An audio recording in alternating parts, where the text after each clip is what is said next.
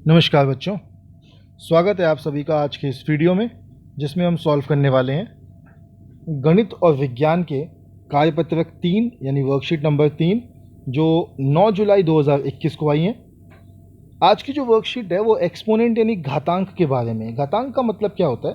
जब भी आप किसी चीज़ की पावर लगाते हैं, जब भी किसी चीज़ के ऊपर कोई सर पे कोई नंबर लिखते हैं, उसे कहते हैं घातांक। घातांक वह संख्या है जो दर्शाता है कि एक संख्या स्वयं से कितनी बार गुणा हो रही है। जैसे अगर आपसे कहा जाए कि घातांक किसी चीज़ का घातांक 2 है और 2 का घातांक 3 है, इसका मतलब यहाँ पे 2 अपने आप से 3 बार गुणा होगा, इसे कहते हैं घातांक। उदाहरण के लिए 2 की पावर 3 को हम कहेंगे कि 2 की घात 3 है और यह आधार बेस 2 और घातांक 3 है, तो 3 बार गुणा करेंगे, जो मैंने अभी आपको बताया। हम घातांक के नियमों से और संबंधित उदाहरणों पर बात करते हैं। तो देखिए, अगर नीचे की संख्या एक जैसी है a और 2 अलग अलग घात है तो दोनों आपस में जमा हो जाएंगी। जैसे यहाँ पे इन्होंने क्वेश्चन लिखा है 5 की पावर 3 और 5 की पावर 2, तो वो हमसे पूछते हैं कि ये क्या होगा। हम कहते हैं जी 5 की पावर 3 5 की पावर 2, तो ये हो जाएगा 5 की पावर 5। 5 की पावर 5 का मतलब है कि 5 को 5 बार गुणा करेंगे, तो ये हो गया 2 3 4 और 5। यदि 5 को 5 बार गुणा किया जाए तो आंसर आता है 3125। ऐसे ही दूसरा प्रश्न है, दूसरा जो रूल है, जो नियम है, वो कहता है कि अगर दो संख्याएं भाग हो रही हैं, जैसे a बटे में a है लेकिन संख्या समान है, तो सीधा ऊपर लिख सकते हैं जो उनकी घातांक होगी, जो उनकी पावर होगी। अगर x और y है तो x माइनस वाई हो जाएगा। जैसे यहाँ पे देखिए 23 की घातांक 2 और 23 का घातांक 3, तो हम इसको लिख सकते हैं 23 की घातांक 3 घटा 2, तो ये हो जाएगा 23 की घातांक 1, जो कि होता है 23 ही। मुझे उम्मीद है आपने दोनों क्वेश्चन समझ लिए होंगे और नोट डाउन कर लिए होंगे। चलिए अगला रूल देखते हैं, अगला नियम देखते हैं। तीसरा नियम कहता है यदि घातांक में ब्रैकेट लगाओ, जैसे a की पावर x और उसके बाहर y, तो दोनों मल्टीप्लाई होगा। जैसे यहाँ पे लिखा है 5 की पावर 2 और बाहर 3, तो ये हो जाएगा 5 की पावर 2 घटा 3, यानी 5 की पावर 6। 5 की पावर 5 हमने अभी अभी पढ़ा था कि 3 1 2 5 होता है, इसको फिर 5 से गुणा कर देंगे तो आपका जो उत्तर आएगा वो आएगा 15,625। अगला देखते हैं, यदि दो संख्याएं हैं a और b और दोनों की घातांक x है, तो ये a की घातांक भी x है और b की घातांक भी x है, तो इनको हम अलग अलग करके सॉल्व कर सकते हैं। जैसे यहाँ पर ये 2 की घातांक भी 4 हो जाएगा और बटे में 3 का घातांक भी 4 हो जाएगा। 2 की घातांक 4 जो होता है ये होता है 16 और 3 की घातांक 4 जो होता है वो होता है 81। आंसर आ गया 16/81। फिर देखिए a और b अलग अलग संख्या है लेकिन घातांक बराबर है, तो a और b और दोनों गुणा हो रही हैं, तो इनको पहले गुणा कर दीजिए और ऊपर घातांक 1 लिख लीजिए। जैसे 3 की पावर 7 और 2 की पावर 7, तो ये आ जाएगा 3 गुणा 2 की पावर 7।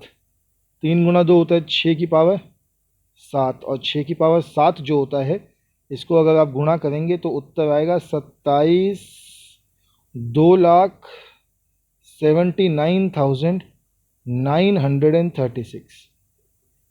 ये उत्तर आया आपका। उम्मीद है आपने ये नोट डाउन कर लिया होगा। आगे बढ़ते हैं, अब घातांक के दो रोचक नियमों पर चर्चा करते हैं।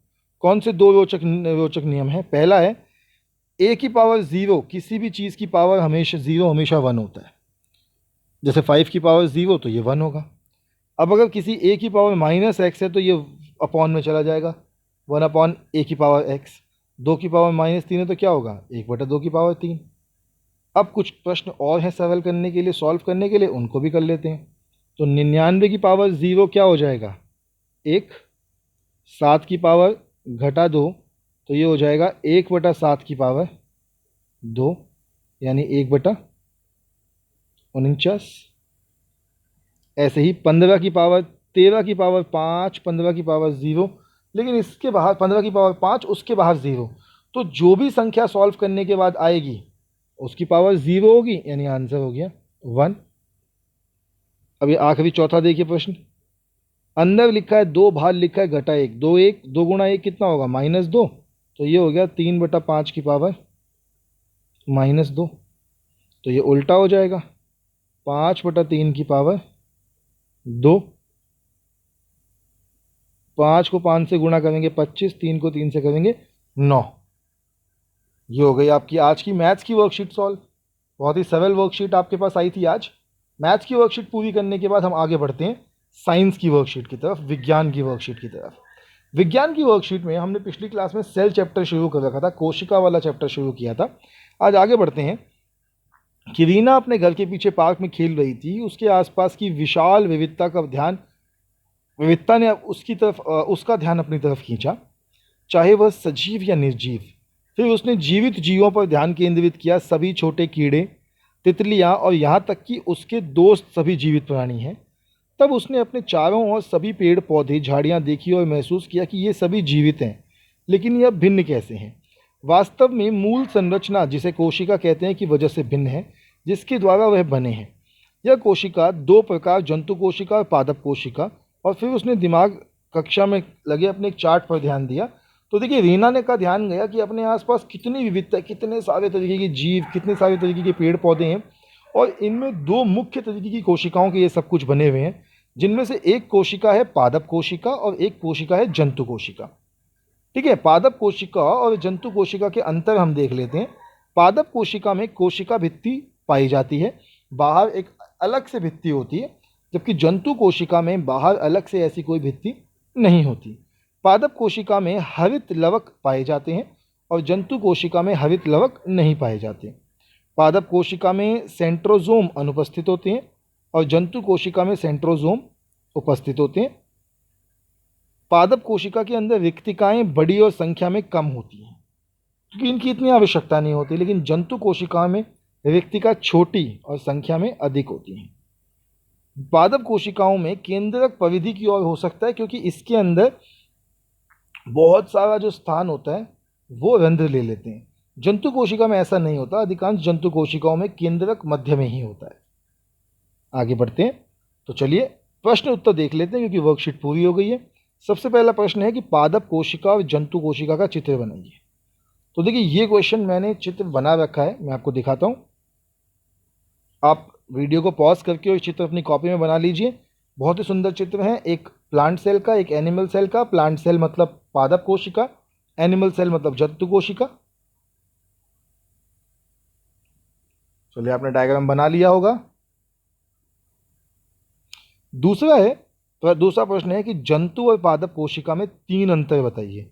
तो अगर आपको 3 अंतर बताने हैं तो ये आपके सामने बहुत से अंतर लिखे हैं, आप इनमें से कोई भी 3 अंतर लिख लीजिए।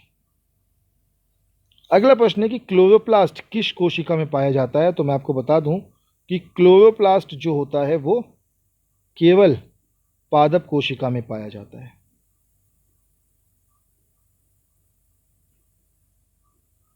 और इसी के साथ हमारी आज की दोनों वर्कशीट पूरी हो गई हैं, मैथ्स की भी और साइंस की भी।